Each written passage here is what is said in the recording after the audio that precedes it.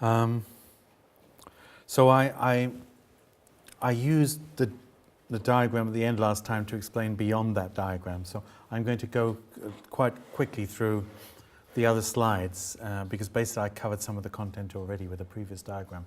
But someone asked again more specifically, how is it possible for an angelic being, Lucifer, to have a sexual relationship with Eve? And again, I just emphasize that what I explained before, the spiritual world is not vague, misty, insubstantial.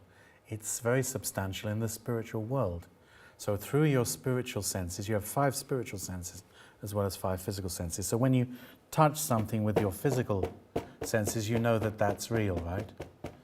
When you smell something, when you see something, and so on, taste something. So in the spiritual world, you have spiritual senses through which you relate to the environment and through which you can relate to other spiritual beings. So this is not, imaginary, or this is totally real. So, in terms of sexual organs, the male angel has a male sexual organ. The female woman has a spiritual body which has a female sexual organ. They had a sexual relationship with one another. In this sexual relationship, it was spiritual body to spiritual body, but more profoundly, of course, basically, he convinced her to have a relationship with him. He convinced her that relationship is fulfillment. It's your fulfillment. It's true. It's true. Somehow you perfect yourself individually, you grow to a certain level of maturity, and then to reach the next stage of life, you need your husband, you need your wife, you need your sexual partner, you need this person. But he convinced her that he was that person, but he didn't convince her for her sake, he didn't convince her for God's sake, he convinced her for his own sake. And they had that relationship. I mean, you can even read in literature, about people having those sorts of spiritual experiences, having experience of being taken sexually by a spirit of the opposite sex.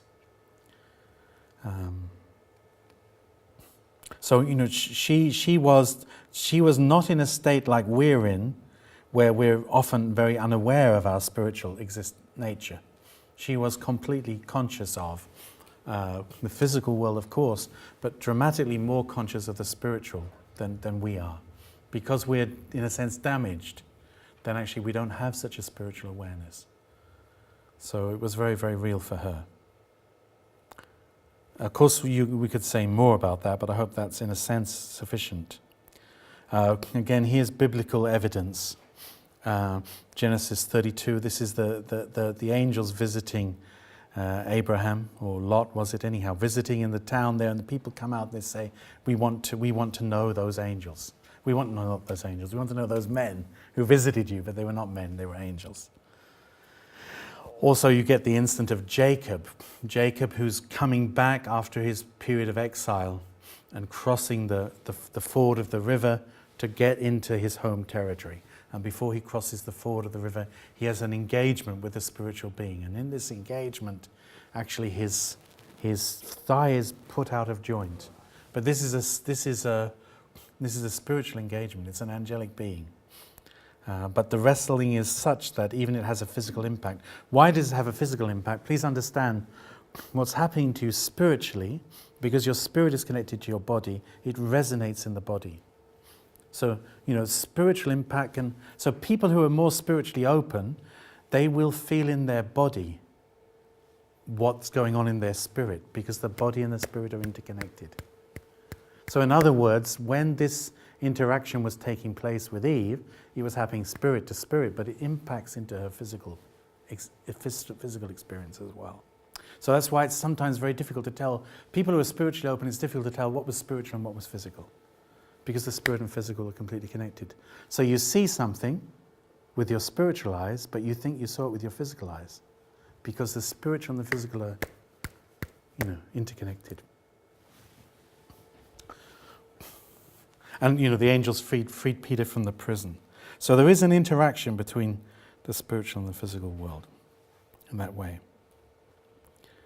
So Eve, of course, cut herself off from God because she had to disregard God and follow the angel's seduction instead. And then she pursued Adam. I already talked about this. Because why did she pursue Adam? because she has a nature which is searching for her proper place. She wants to find her proper place. And she wants to find love. And she knows she doesn't got it. But she's had an experience. So all this can be easily understood through thinking about fallen human experience, if you like. Why people do what they do. And if you're not feeling loved by your parents, and there's not a close connection between you and them, you're very vulnerable. You're vulnerable because everybody wants to be loved. So then you look to be loved. And then someone who comes to you and tells you, I love you, you want to believe it. You want to believe it. Or they're not coming to tell you that they love you, but you know how to make them love you. So that the disturbed children, little girls who are trying to seduce you, they don't know anything about that really, but they know how to win your attention. They want to win your attention. It's a completely inappropriate way to win your attention. But they want to win your attention. They want to please you or whatever it is. But it's completely misdirected. So Eve used what she learned from Lucifer to seduce Adam. This is the point. So what did she cause him to do? Did she create through that? So she's cut off, Lucifer's cut off, then she approaches Adam. So by getting Adam to have a sexual relationship with her, what was she doing to Adam? She was getting him to be dominated by his body, not by his mind. Do you understand? Because how does she seduce him? Someone was asking me questions, we were exploring it. In some way, of course, after Eve has had the relationship, she's altered. She's profoundly altered. Because, you have that relationship, its impact is huge. She gave herself. He passed his elements to her. It's huge. And she's a different person. Adam can see, in a sense, she's different. But part of what's different, because he's a spiritual, physical being, your physical nature and your instinctual nature, it's attracted. There's a sexual attraction. But that attraction is supposed to be controlled, right? Otherwise, you're just going around all day long feeling sexually attracted to everybody, who looks in any way attractive to you, and you just do as you please. Is that how we're supposed to be? It's definitely not how we're supposed to be. That's definitely not a good plan of creation, to make good families and good life and make everything work. It's unbelievably destructive. So you're supposed to control yourself. But if you have a good character, you shouldn't be attracted by something that you don't have a commitment to, that you don't care about, you have no serious in, you're being completely irresponsible, but part of you is attracted. Part of that part of you is original. It's like, your physical nature. But your physical has to come under, when you're big and powerful, right, you can smash someone's head in. But are you made big and powerful so you can smash someone? No, definitely not. So we have capacities, but we're supposed to control them to do good with them, right? So, that's supposed to be the sort of way. But actually, she gets him to relate to her not out of his higher nature, his conscience, his heart, which he's in the process of maturing it towards God, but it's not matured sufficiently yet. She catches him through this self-centered, immediate physical type of desire, and he abandons his principles, his conscience, his heart, his relationship. When he embarks in a relationship, if he asked himself, am I following my heart? The answer is clear, no, I'm not. She's offering herself to me and I would like to take it for me. I'm not thinking about what's good for her. I'm not thinking about what's good for God. I'm not even thinking ultimately about what's good for the best bit of me. I'm acting against myself. I think I have a problem at calling Eve fallen at this stage when she is with Lucifer, because at that point she still can't see her nakedness until she goes to Adam. So she has not fallen yet. They only fall when they go together with Adam. Well, you're not completely incorrect in a way. The process isn't complete. That's true. But of course, what's happened has had a dramatic impact on her. I tried to refer to it before. Actually, this has happened when she has the relationship with Lucifer. In other words, she's put Lucifer ahead of God. Lucifer is in opposition to God. He's directly saying, do the opposite of what God said. And she engages with him. But Lucifer is far much stronger than Eve. So We'll explore that more. We're going to come on to that. I've got to be really careful again, otherwise I'm going to run out of time. So I basically explained it already. And one could explaining this is almost endless. So not completely, but in other words, even in 7 days, 4 lectures a day, we can't explain everything. And I don't know everything anyhow. So what do we need to do afterwards? If we find this is, the point of this workshop is to explain much more, so you start to think, this is not just theologically interesting. This is not just intellectually interesting. This is touching on the most important things to determine happy world, miserable world, happy life, miserable life. So I want to study it more. And not just even study it, I want to pray about it, I want to think about it, I want to ponder on it, I want God to guide me through it. That sort of process would have to go on. So let me carry on. Adam responded, the relationship that's going on here, Eve is feeling very insecure, she's feeling cut off from God, she never had that experience before, very difficult feeling, she wants to get happy again, she wants to feel loved by somebody, and she uses the knowledge she's gained to actually seduce Adam. And he allows himself to be seduced. At each step of the way, if the next step doesn't happen, the damage is much reduced. So if Eve doesn't move from this relationship directly to that one, but tries to approach God, feels very sorry to God, even maybe, she can't fully approach God, but if she comes to Adam and says, Adam, I've done this most dreadful thing, I have to tell you what I've done. I don't know what to do about it, but I don't want you to be affected by it. Because I know what happened to me is not good. I must be honest with you, I must tell you what's occurred.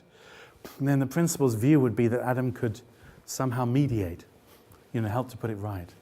But actually that's not what happened. She hid what had occurred and, with her own purpose fundamentally centered on herself, a desire to recover and make it so as if she hadn't made a mistake, but without facing the responsibility for what's occurred, without being honest, and so on. So actually she causes Adam to act out of his self-centered, immediate physical desire, thoughtless of God, and draws out of him a pattern of conduct, not in a small matter, not in stealing sweeties, not in picking fruit off trees, but in the matter of love. She causes him to be grossly irresponsible and to act before he has the capacity to take responsibility for his action.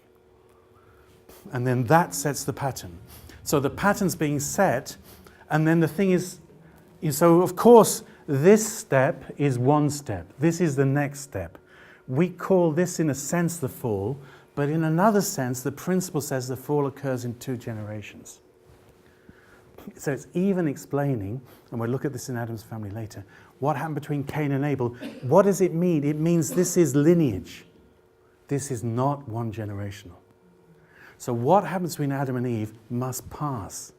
Once it passes, you've got 3 generations, as it were. Then you made something that has existence beyond 1 generation. It means the impact is potential impact is greatly expanded. So also, please understand, although we're talking about something to do with sexual ethics and sexual morality, evil is not just to do with sex. So what did Cain do to Abel? Cain killed Abel. So if you act without reference to your higher nature, without responsibility, without heart, without acting according to your conscience, anything you do, you can wash up evilly. Do you understand? In other words, you can hate all the people who made the dishes dirty. You can hate your brothers and sisters who've left you here, and because of your sense of responsibility, you have to do the washing up of those miserable, lazy, rotten, stinking people. Irresponsible, horrible people are not doing it, and you hate them. So you will not get a lot of good vitality through that type of washing up, right? So you understand that this type of point, I hope. So it's not, but why is this sexual act so critical? It's because this is the highest, most critical, most important act. This is the central relationship which will determine whether love becomes life and lineage, and whether God's world will come into substantial being or not. It's the core of the second blessing. So, Eve had the relationship with Adam. This is no longer just a spirit-to-spirit relationship. This is a physical relationship. What does that also mean? It means Lucifer can never make Eve pregnant. Lucifer can never have descendants. In a sense, God can't either. So in a way, God intended to sow his seed through Adam in Eve, in a sense, and create his descendants, his children, his progeny. But now what happened, in a sense, is Lucifer, because of heart and motivation, because heart and motivation lies behind. Heart and motivation is the decisive matter. Lucifer, in a sense, used Eve to make Adam like himself. This is very profound stuff, so please don't think of it casually. This is a problem that occurred for Father Moon when he taught deep things to people and they went and said it to somebody else casually, without any background, any explanation, and then people thought, what sort of funny stuff is this? So in order to try and understand it more deeply, Father explains, in a sense, Eve gave rebirth to Adam as the son of Satan instead of the son of God. So what does this mean? It means that through this interaction, she transformed him into a person who did the most precious and important thing out of a self-centered motivation. And it meant that this act, in which God should be totally present, God had no presence, but it's totally dominated by the heart, the character of heart that Lucifer had in that moment. That's what's dominating the situation. So the result that's coming out of it is his result. So in other words, the principle is explaining, in a sense, Lucifer used Adam to sow the seed. And then his seed created his. So this connects, if you have that sort of understanding, this connects. Jesus said, "You are of your father the devil, and your will is to do your father." You resemble him, and your will is to do your father's desires. So what does it mean? Why are we so easily manipulated, to do the wrong things? Because we have a resemblance to not parent, but behind parents is meant to be God. And then we resemble God. But behind these parents is not God, it's another sort of heart. And then what comes out of it has a vulnerability to that type of, because it's coming out of a wrong pattern. This is, the original sin in a sense. So here we go, Quranic quotations, interesting, because Quran's very explicit in some ways. Satan tempted them, Adam and Eve, so that he might reveal to them their nakedness, which they had never seen before. Thus Satan did cunningly seduce them. Let not Satan deceive you as he deceived your parents out of paradise. He stripped them of their garments to reveal to them their nakedness. In the result, they both ate of the tree, and so their nakedness appeared to them. They began to sew together for their covering leaves from the garden. Thus did Adam disobey his Lord and allow himself to be seduced. Behold, we said to the angels, bow down to Adam. They bowed down except for Iblis. This is the Quranic name for Lucifer. He was one of the jinns and one of the spiritual beings, and he broke the commandment of his Lord. Will you then take him and his progeny, his seed or offspring, as protectors rather than me? Whoa. So that what's happened here, this is interesting and important to understand. Before the physical act comes the inability of the mind to control the body. And what mind are we talking about?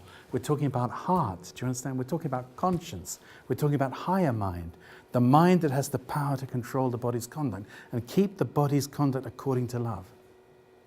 So the mind loses control over the body. The body dominates the mind. In other words, Adam was seduced by Eve, who appealed to his instinctive sexual desires, as it were. And then, as a result of that, then the wrong relationship occurred here. So this is the sort of order in which it goes wrong, in a sense. What was that? I'm just annoyed as this Eve. Sorry, I keep telling you to go back to Eve, but Eve is always portrayed as seducing and really and truly, Adam is a man. He's act stand in the road of God. He's supposed to do things. Of course, of course, right? of course. No, you're absolutely right. So, yeah, of course, and on one level you can say Lucifer seduced Eve, but the critical point is, you know, and the principle explains this very clearly. In the Bible story, when Adam and Eve are hiding, you know, why are they hiding? God can see everything in here. But they're hiding. What's the meaning of that? God comes to them and says, Adam, what have you done? And he said, her, it's her. She gave it to me and I ate it. And then he goes to her and she said, it's the serpent, inner serpent, you know. Doesn't it say if Eve was guilty and went back to God straight after the Spirit? Absolutely right. But for me, it's not really clear, because God said a straight commandment: do not do this. Yes. And they were still growing. So for me, it feels like she didn't actually know that she could go back to God after that. So therefore, she found another route. Well, I think she had that knowledge. I mean, you know, anyhow, the point in response to your point is this. So actually, although Eve blames Lucifer, the point is, if she doesn't have any responsibility in the matter, you can't say so much she did something wrong. So, but the principle is very clear. The voice of her original mind is telling her not to do it. Very, very clearly. It's telling her not to do it. She knows not to do it. But if she's still developing. She's still developing, but still she knows not to do it. But overall, isn't there just a view of three weaknesses? A weakness in each. Yes, but you're right. I mean, there's so much content in here. You know, we can, and you've got the discussion group afterwards, so go for it in the discussion group, okay? Otherwise, I'll never get there. Okay, so I'm not even onto the second lecture yet, so have pity, please.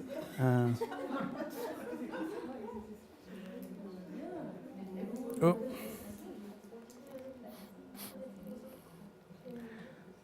Because there's more, you know, the principle's saying more than even these things. So there's so much content in here, and this content wasn't easy to find, really. So let me pile more content on top of the content which isn't entirely clear yet. But anyhow, you know, it takes time. So it's part 2. How was it possible for humankind to fall? This is a huge question, right? Anyhow, just shortly to come back to Isabel's point, if you have no responsibility, then of course you don't make a mistake. So the point is, you know, in decisive moments in your life where you're left to your own devices, if you do something and you have no resources to behave correctly, then your responsibility is very minimal. The more you could have understood what to do and didn't choose to follow that mind, the more you're setting your life course. You're determining your life course. You're setting precedent, which will then set a direction. Do you understand? And that you have more responsibility for. So, you know, we laugh when the sweet papers are in the back of the the drawer under the bed. But if it starts to move towards, you know, bigger stuff. You know, one of my children said to my mum, my wife said to him just before his birthday, what would you like for your birthday? He said, Mum, I'd like to be free. Because I always feel cornered by your expectations and your set of values, and I would like to be free like all the other people around me are free. But then a couple of years later, developing more, realizing that actually he doesn't want to be free. And we are talking about that sort of stuff, do you understand? You know, we're talking about misusing your body, you know, stuff you take that you shouldn't take, stuff you do you shouldn't do, which other people are free to do. But then, you know, but even though he didn't make his own decisions so much, he feels our expectation. Do you understand? Anyhow,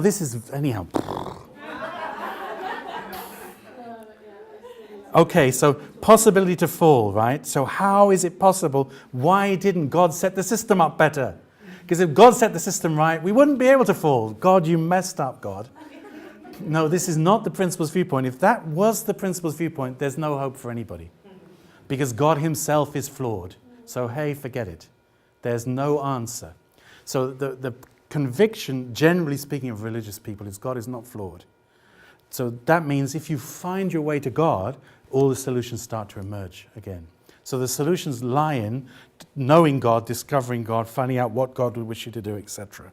So the force of the principle is guiding Adam and Eve's development. In other words, if they receive life elements that inspire them spiritually, spiritual food, and then they put it into practice with their physical body and generate vitality elements, life elements and vitality elements that are causing them to grow spiritually. You know, it's taking them on this journey through the force of the principle during the period of indirect dominion.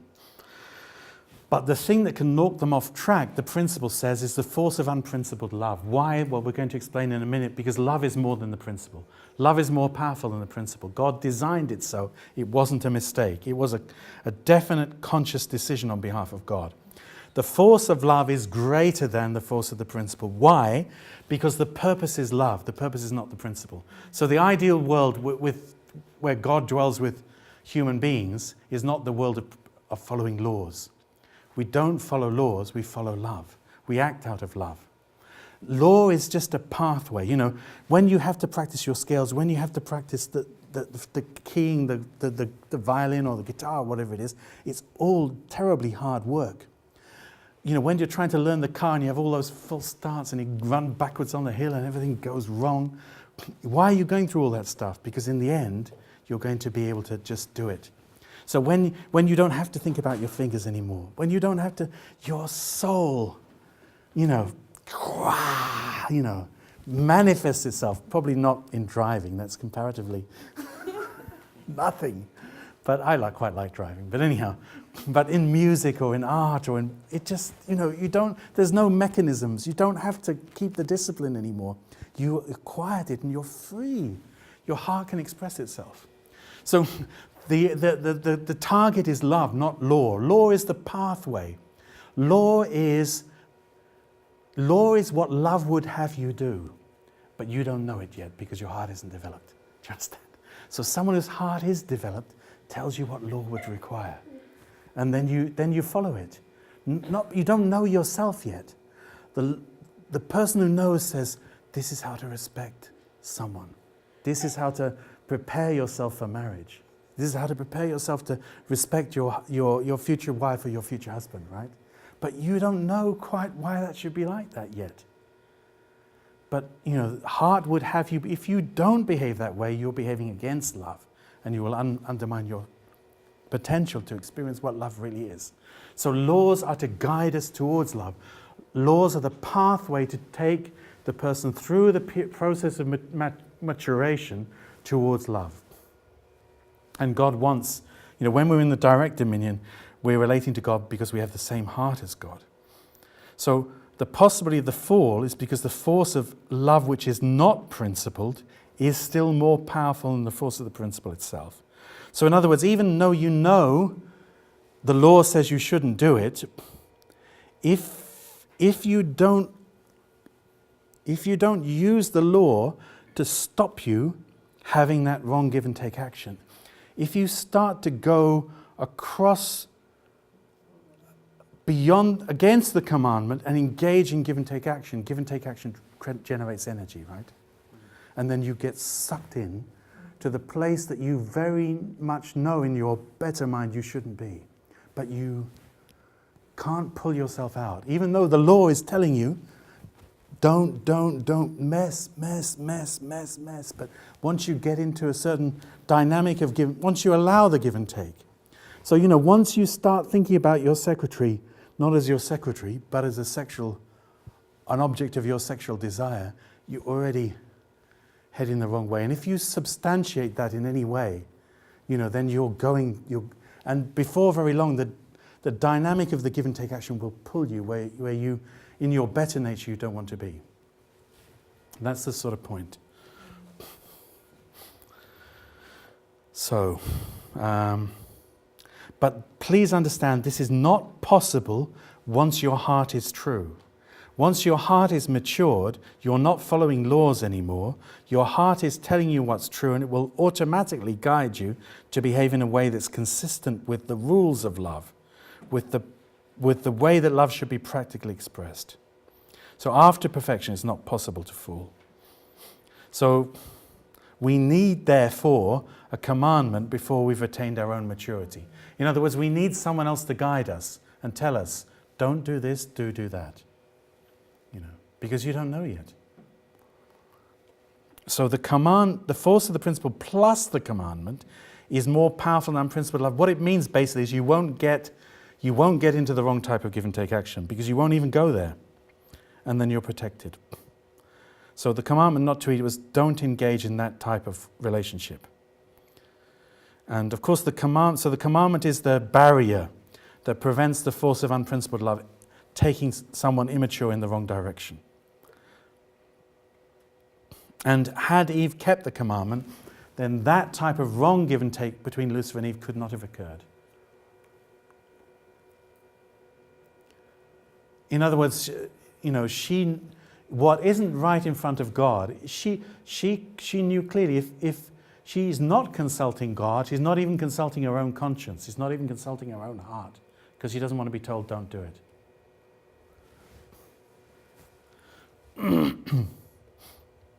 So, and what is the commandment? Why keep the commandment? Why keep the instruction of somebody when you don't know it yourself yet? You need it because you're not mature and you don't know yourself. Why keep it? You keep it because of love.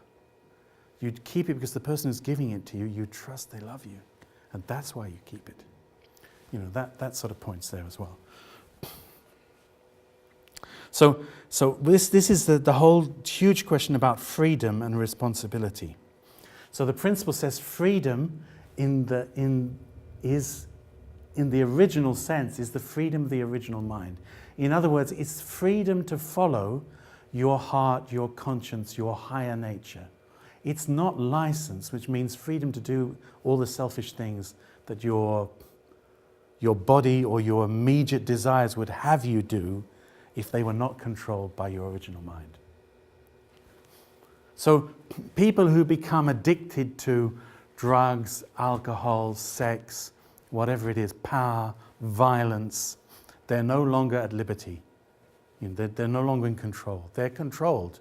They're not in control of themselves. They're doing stuff all the time which, maybe in their better self, they absolutely don't want to do. So true freedom always keeps the law. Think about it. God, you might say, does God have to keep any laws? But God absolutely keeps the law. Because for God, it's not a matter of law, it's a matter of his heart. He can't go against his own heart. It's the core of his own being.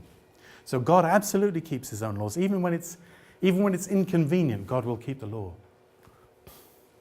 And so will the righteous person. Do you understand? The righteous person, the righteous person is being terribly mistreated by somebody else.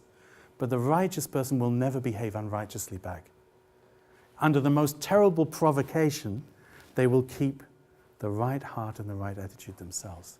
That's what God's like. So true freedom goes in accordance with responsibility. True freedom leads you to behave responsibly, to take the responsible choices. So even in my social work career, it was explained to foster carers, this is what you do. When children are doing something bad, you don't just tell them don't do it. You tell them, well, you've got a choice. You could do this, or you could do that. If you do this, it leads to that. If you do that, it leads to this. What would you make a choice? That's the way, Don't just say no. So, in other words, you're creating opportunities to exercise. Your freedom is to exercise your responsibility, and through exercising your responsibility, to end up doing good. Freedom is there. The freedom given by God is there to do good. It's not given to do bad, if you like. So the freedom which leads to the wrong outcomes is not according to the principle, not an expression of responsibility, and doesn't lead to something good. So it's license, not freedom. It's the sort of it's the misconduct that leads to bad outcomes.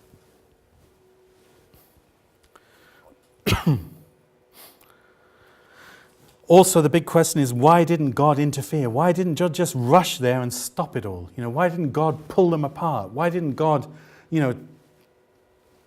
make it not possible? Well, that's the same reason we didn't buy all the CCTV cameras when my 16-year-old moved away, or hire all the private detectives. Because it doesn't work. Or even, why bother with all that expense? Just chain him up in the basement. It's all solved.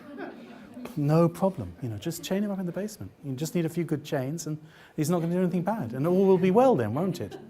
When he gets to 21 and he's being fully matured by being chained up in the basement, then you get him married off to somebody. That's the answer, isn't it? So, anyhow, it's a similar type of contact. God doesn't interfere, because if he interferes, he damages his own plan. Because his plan is to give us the freedom of the original mind, so that we can fulfill our portion of responsibility to complete myself. That's his plan. That's not a mistake, because we're not like everything else. We have our portion of responsibility. It means you create yourself. You cannot be completed by God.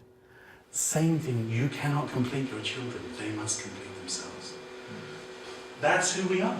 Because we are different from everything else in that sense. So God will not violate his own plan. He did not make a mistake. So he will not interfere directly during the period of indirect communion. He will give the guidance, but then we need to follow it. And he will not, employ private detectives or CCTV cameras.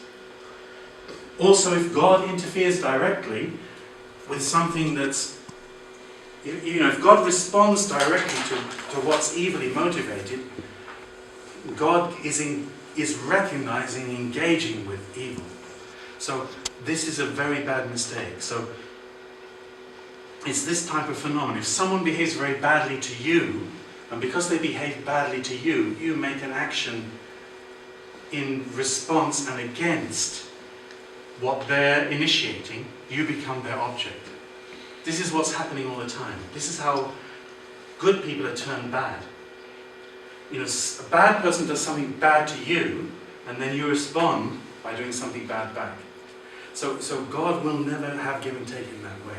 God maintains his heart and his position, and will not directly deal in that sense, with evil. So God will not recognize evil, God will not respond in that direct sense to evil. Why? Because if God does, and if we do too, you give existence to that which you start to respond to. And it can start to generate something, make something. But if you don't... So in other words, someone's nasty to you, you just behave correctly. It's not a response. You're not making yourself the object to respond to this as your subject. You're remaining the subject. You're behaving badly to me, I treat you exactly. So this was the therapeutic community with the children who were behaving outrageously. Why were they behaving outrageously? Being treated outrageously. So they behave outrageously. You don't respond to that. You continue to treat them like children, who shouldn't be seducing you, who shouldn't be trying to, kill you or whatever it is they're doing, or screaming or spitting or swearing at you. You treat them like children. You don't have anything to do with that.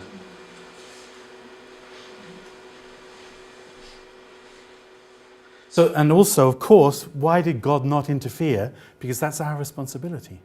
So if God interferes in your responsibility, God undermines your possibility to, he undermines your freedom and responsibility, your identity, who you are. He's taking your responsibility from you. And then you can never become the co-creator, you can never become you can never complete the creation of God. So chaining your child up in the basement to stop them doing something bad is not a recipe for the right outcome. They will not have the chance to mature themselves, to take their responsibility. So I've got until 12 o'clock.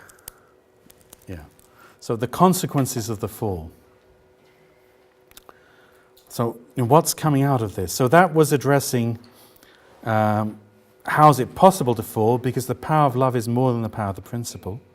So if you start engaging in give and take to do with this force of love in an unprincipled way, it can overpower the principle. And you can end up doing what your conscience tells you what you shouldn't do. And then God cannot intervene for the reasons we explained. So it happened, the fall occurred, So what were the consequences? First thing, of course, is that Satan took the place where love is supposed to become life and create lineage. And this was no longer love in the nature of God's love. It wasn't the love that, is an expression of gratitude to God and an expression of respect and deep regard and care and of a horizontal expression of your love for God by loving others out of your love for God. That should be the motivation through which Adam and Eve would have met. But they met not through that motivation, they met through a very different quality of motivation. And the origin of that quality and motivation is Satan's. So Satan used what he was given by God, not to fulfill God's purpose and not for the sake of God and not for the sake of others, but to pursue his own purpose. And then through that, he managed to attract Eve and have give and take with her. And then through that, through using the same quality of interaction, using the same type of motivation, using the same type of process of instigation, Eve seduced Adam. And then she made him, but please don't misunderstand, she led him into a circumstance where he decided to follow, and then through that process, he was made into somebody who resembled Satan. But of course, having said that, of course Adam's originally created by God, so he now became a mix. But this relationship is characterized not by godly heart and motivation, but by Satan's heart and motivation. And this had a big impact. So it's very clear, isn't it? Those quotations we had, I don't know if you remembered, about everybody's a mix. Everybody's in contradiction. So the native Indian or African or whatever it was quotation, everybody has some bad in them, some good in them. This is very important to understand, because if everybody became completely bad, well, that's it, finished, there's nothing. But no, fundamentally, we resemble God. But anyhow, nonetheless, this most important place was taken and then had a huge impact. So,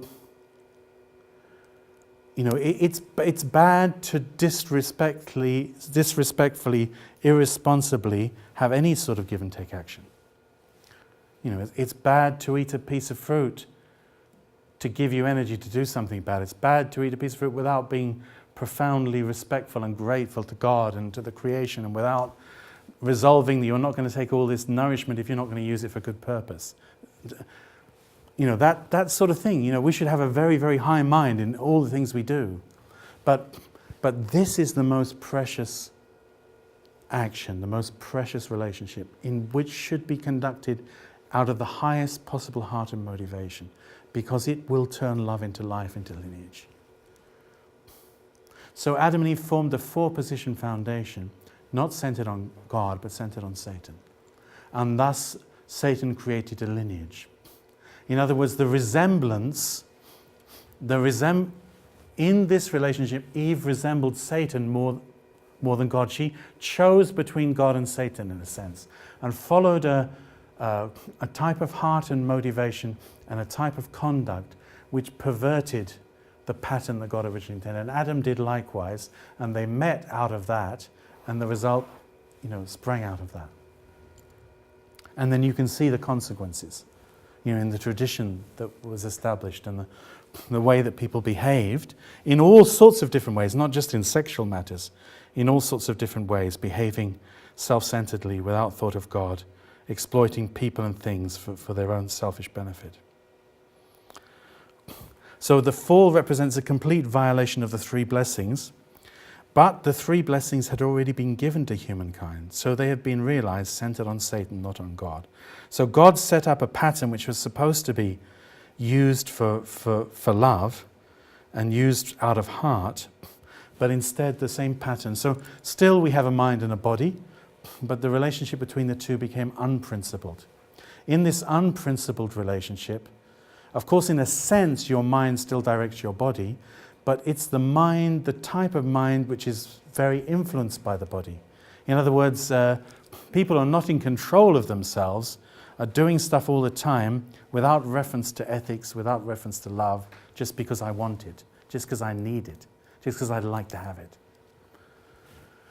So basically the body's dominating the mind in a sense. And when you repeatedly behave like that, you're developing yourself to be that sort of person. So you know that sort of thing. When people do bad things again and again and again and again, it's increasingly impacting them internally in their heart and character. So, and then of course, then this individual problem is coming here. So although he says he loves you and will always take care of you, and no matter what the circumstance, actually he's not able to keep his promises, even though out of his better nature he made it, because actually he has another nature. Similarly for her. And so some element of what's drawing people to one another is not of God. The more influential element is coming from the other direction and creating this sort of impact. So of course, down human history, God is trying to intervene. How is God trying to intervene? Basically, he's trying to intervene through religion, through religious founders, through higher thought, through higher examples. So he's trying to take you out of this lineage, this wrong pattern. He's trying to raise you to a higher standard. So how does that happen? Basically, instead of the lineage you're coming from, you connect to another lineage. This is Muhammad's lineage, or Buddha's lineage, or Jesus' lineage, or Guru Nanak's lineage. In other words, you're taking them as your parent, them as your example. You're receiving their standard of love and guidance, and you're placing yourself under it. And you're trying to deny the other standard and lift up your standard. Do you understand that this is the sort of process? How do people get raised out of this wrong tradition? They get another role model. They get another mentor, who's got a connection to God, and then that alters it, of course. And then, of course, selfish people are then behaving very selfishly in the way they manage things, the way they manage wealth, the way they use things. So the same structures there, in Satan's world, or in the world of crime, or the world of evil, the same sort of structures are there. You've still got, hierarchical structures. You've got the big drug baron who lives in a nice big house with a big car, looks like he's not doing anything wrong. And down on the street level, there's guys he's controlling who are saying, "You'd like to have some drugs? It would make you really happy. You wouldn't look like miserable anymore, And actually, it would make your musical experience much more profound. So, have a bit of this stuff. I'm giving it to you. You don't even have to pay anything. I like you. You're a nice guy." Then you get hooked, and then, you have to do all the dirty stuff on behalf of this guy. So he's got his downstream, and then that downstream's coming. It's the same sort of stream where love should have passed. It's creating another, channels for that sort of thing. So Satan's stolen the framework of God, if you like, but stolen it out of very selfish, wrong motivation. So again, quotations about Satan having dominion. "You are of your father the devil. Satan is the god of this age. Satan is the prince of this world." And of course, this is also affecting how we develop our own mind, because even if this influence is coming there, and this is of course ultimately a spiritual influence, Satan is a spiritual being, we'll talk more about that in a minute, but if this influence is coming to you, it cannot make you. Still you make yourself. So how do you make yourself? You make yourself, this influence is coming to you, but you generate the vitality elements. So, someone's trying to influence you, from their bad attitudes and their wrong motivation for their benefit, but you will make yourself. They can't make you. So please don't misunderstand this. At no stage is this denying people's own responsibility. We have our own responsibility. And one evidence of the fact that you're not right is that basically we're blaming everybody else and never thinking about what's mine to do. So it lies in everybody's hands to act against this by taking their responsibility and following the right direction. So when you allow your self-centered physical desires, for example, to dominate you, then you behave in such a way against your conscience, against your heart, and by living that way repeatedly, you develop a type of mind, a type of way of thinking, a type of way of relating to others that is totally exploitative. You look at everybody and you think about, what can I take from them? Sex, money, power, all for myself. It forms your mind, your view, your attitude, and the core of which is your motivation. So, we're even the most, the principle explains, even the most nasty person will probably have some part of their life in which something good is present. And similarly, even the person of higher dimension has a vulnerability to go in the wrong direction. So, we're caught between the two. There's a battle in the mind of each person, manifests itself later in the struggle within myself, which becomes the struggle in the family, society, and the world. So evil or selfish thoughts, words, and actions tending to be more short-term, immediate, body-dominated. You start to follow that direction, you develop that type of mind. Similarly, you cut that off, you refuse to do that stuff, and this, of course, is the religious life. You stop doing that stuff, and you struggle like crazy to make yourself do this stuff. So, when you ring up your child who's spent all their life playing computer games and doesn't manage to do any study, and you say, I don't want to nag you, but I want you to do this. But it's really hard because they build a habit. It's really hard.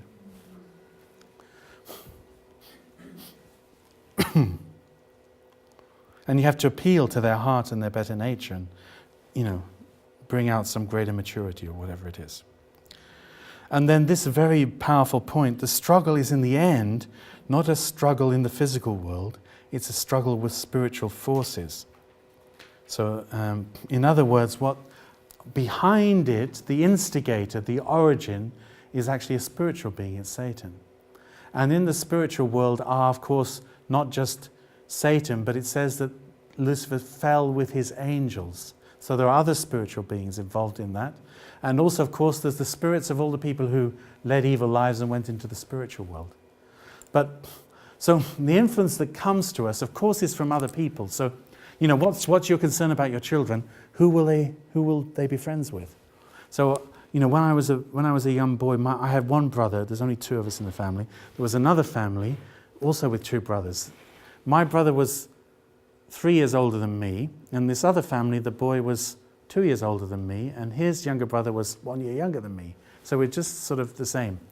And then, we did a lot of stuff together. And this old one who was a bit older than me, sometimes we ended up doing stuff together without my big brother and without his little brother. And then he led me into various things which I fortunately didn't pursue. One time he told me about dry cleaning fluid. I was probably 11, 12, maybe, I don't remember exactly how old I was. He said it's very interesting when you buy this cheap dry cleaning fluid in the chemists, carbon tetrachloride, and you sniff it. It's very interesting what happens. It's fascinating. So what you're doing, you're dry cleaning your brains, right? It's very interesting, but not a great course of action. So I did it once, but I never did it again. Thank God I didn't do it again. Various other things, which I won't go into all the details of, that he tried to lead me in the direction of. He's not such a bad guy, but something was going on, do you understand? And had I gone that direction, So you're always so concerned, your kids, who are they building the connections to, because that's very important. So, but of course, I don't know how much it was down to me, I'm not quite sure anymore, I can't really remember. But in the end, we make our decisions, where we go, we don't. So, in other words, to influence you, another person, physical person who has a spiritual nature as well, of course, has to find a common base with you. They have to get you to respond, And that's true from the spiritual world to the physical world as well. So that evil spirit, so I don't know if you've ever experienced this type of occurrence when you start to have a certain train of thought, and that train of thought may be influenced by something in the physical world or something, but you start to have a train of thought and you think that way more and more and more, and you really get into that way of thinking. And it's very difficult. That way of thinking is attracting also a certain spiritual influence. Because the spiritual world's a reality. And the people in the spiritual world are looking for people in the physical world to influence. And we'll explain more about that later as well. So ultimate source of the origin is also from the spiritual source. And then, of course, it manifests itself in the physical world. So, it's a give and take action process. So if you don't engage in the give and take action, you don't receive the influence. So we have to make sure we have good give and take action. So how do you cut from those bad influences? You establish good practices and good give and take action, and then you can make the cut. So it's all taking this system that God created for good and misusing it, basically. And that's how evil multiplies. And it's the motivation which creates the direction, basically, which decides whether the outcome makes something good or something bad. This is very, very insightful. The principle calls it the fallen natures. And it's basically explaining how Lucifer went wrong, and this sets the archetype for how we go wrong. As a result of the fall, Eve and Adam inherited the fallen natures from the archangel. These have become the root cause of the fallen inclinations of all people.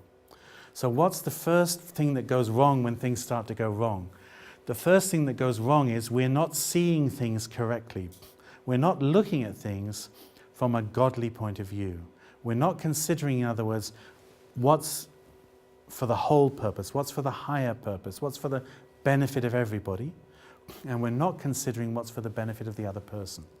So we embark in a relationship without thought of consequences, without thought of responsibility, without thought of what's pleasing to God, what's good for my parents, what's good for the country, whatever it is, and not thinking what's good for the other person. So without that right point of view, what inevitably happens next? In life, we have responsibilities. You're never in a position of no responsibilities. So you have responsibility to other people around you, to your brothers and your sisters, to other human beings, to your nation, to your parents, to your friends, to your boss, to your co-workers. If you have the mind that's always thinking about other people, then you will tend to go in the right direction. So when you don't see from that point of view, what happens automatically is you behave irresponsibly. First step is you leave your proper sense of responsibility and you start to behave from another point of view. So think of the archangel. So originally, he has a purpose given by God, and he's supposed to be pursuing that purpose. And that purpose is his very central role in relationship to the creation. But once Adam and Eve are created, he has quite a central role towards them. Because he's trusted by God, because he's in a position to relate to God more, he has a big responsibility towards Adam and Eve. So think of it like a parallel type of scenario. A very responsible position in society is to be a teacher, or to be a nursery. We had some things in the news lately, in the last couple of years, about teachers and nursery workers who in the end abused their position to take pornographic pictures of little children for the satisfaction of people who like to look at those pictures, and sold them, and were manipulated by a paedophile who set up a paedophile ring and used the pictures. And there was another guy not so long ago in the papers who's a teacher, very respected by everybody, but they found out even in the school, he was abusing the little girls some other place away from the class. So he had a responsibility, do you understand? Proper responsibility, given by the headmaster, given by the government, given by the parents, to perform a certain role. He's still apparently teaching mathematics or whatever it was, but he's not teaching mathematics. He's just generating something to use it to seduce. Do you understand? He's not thinking about how to teach mathematics better. His number one thinking is how, through the teaching role, can I get little girls in the place where I can do to them what I like? Do you understand? So it looks the same from the outside, so that nobody knows. They're absolutely shocked out of their minds when they find out what he was actually doing. They never thought that's what he was doing. Never thought it was what he was doing. So you leave your proper position and you start acting not according to what's righteous and true and good for the sake of God and others, but you start, I'm going to find a way to make myself happy. I'm going to find a way for the fact that I feel inadequate, that I feel lonely, that I feel miserable, and I deserve a bit of pleasure, don't I? And what's more, I think they enjoy it too, don't they? Surely they do, because I do. And then what does he do? He starts reversing the order. It means he's now not only himself with the wrong type of mind and heart, but he's managed to engage somebody else. And out of his wrong motivation, to engage them in a give and take action through which they're receiving damage. And he's connecting that to this whole chain of evil, if you like, you know. And then, of course, through that, then he's damaging the other person, and he's creating a pattern. So when I was a social worker, one of the placements in the foster family I was looking after was a 16-year-old boy. He was already on the sexual offenders register. Why was he on the sexual offenders register? Because he was sexually abusing little boys. Why was he sexually abusing little boys? Because actually his parents and their adult friends got their children to go out and bring other children home, so they, as a paedophile ring, could sexually abuse all those children. So that was life, you know, that was life. So in a sense, you can't, you know, what's his level of responsibility? Because he's brought up in this circumstance, very difficult then. Very difficult then. But what you were trying to create in the foster home is trying to create some other world, you know. But it wasn't simple. So it was a big issue. Do we place him in this foster family where there's another boy placed? Probably we shouldn't have placed him there. But because, you know, some stuff, he started to manifest some behaviors which were not appropriate at all. But very tricky stuff. So, you know, this is this type of process. So this type of process is repeating itself. This is how the nature manifests. This is the starting point. Don't trust God. Don't trust goodness. Don't trust my heart and my conscience. But actually, don't feel good, want to get happy, do something to make myself happy, thoughtless of God, thoughtless of other people, against my own heart, against my own principles. And then you set this direction. So the principle is very clear. What's the religious life? In a sense, the religious life is the pathway to correct this. It's to stop myself behaving like this and to put God first and to control myself and make sure I keep my proper position. I show the right heart and respect and attitude and obedience and all these things. And keep the correct order. Always I act to support God's order and the right order. And I don't, mislead and misdirect other people. So, it's a reverse process, an indemnification process. So then this is, sorry, I've gone ahead of the slides. I've basically explained all these already in terms of the process of the fall. So I did that one, and I fundamentally did that one and that one. There's more words in there, sorry.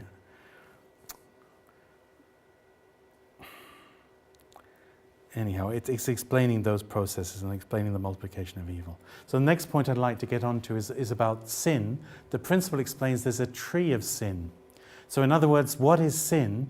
It's a violation of God's law which creates a base for give and take action with Satan. So it creates a common base so that you actually become objective to evil, objective to the wrong heart and the wrong motivation. You respond to that. So sin creates the condition to be able to be influenced in that way. So the original condition to be influenced, the principle says, is the original sin. What's the original sin? It means Adam and Eve fell and created a relationship through which false love turned into life and became lineage.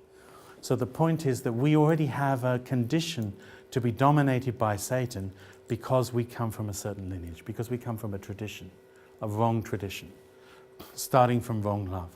Of course, the more quickly that tradition is corrected, then it doesn't create a tradition. So that's why I explained the fall of man is not just Adam and Eve's mistake, it's actually whether it passes to the next generation and becomes a tradition. But the starting point is the original sin. But then the next condition is what the principle calls inherited sin. It means we're under this influence because that's our starting point, and we have the fallen nature, and we have a tendency to go in this wrong direction. But also we have conditions which are coming to us through our ancestors, through our background, through the people that we sprang from. And this also manifests itself in what we call collective sin as well, which is like group sin. So it can be the sin of my direct ancestors, or it can also be the sin of my group, as it were, my race, my religious background, my nation. my class, and these types of sins. So these ones, they manifest themselves in the end in my personal sin. But in other words, my personal sin is not just influenced by my own wrong decisions and wrong conduct. There's a big impact coming from...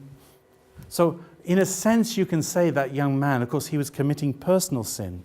But please remember, there's a whole background, behind it as to why he's behaving the way he is.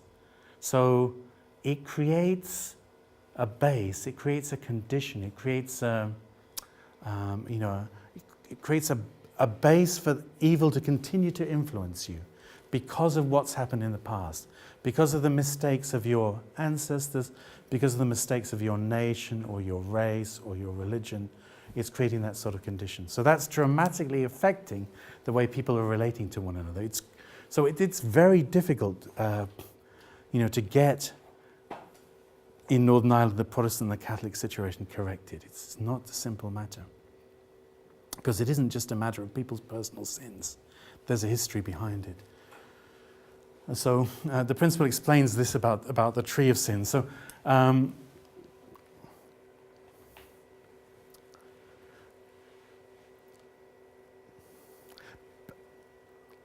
basically, these sins in human history, they have to be undone in the present. So we have a responsibility, of course, to control myself and improve my own conduct.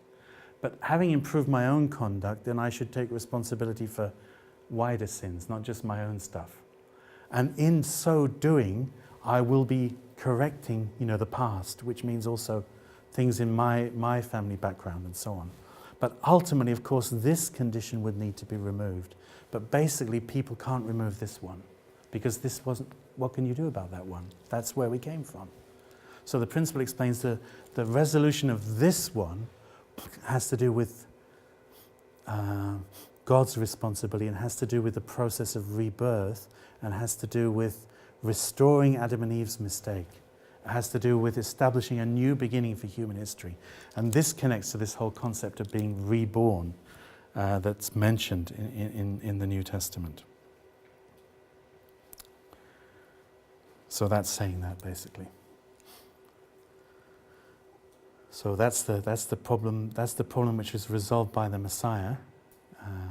Can't be resolved by human action, indemnification. But it's good that we have a possibility to put this stuff right.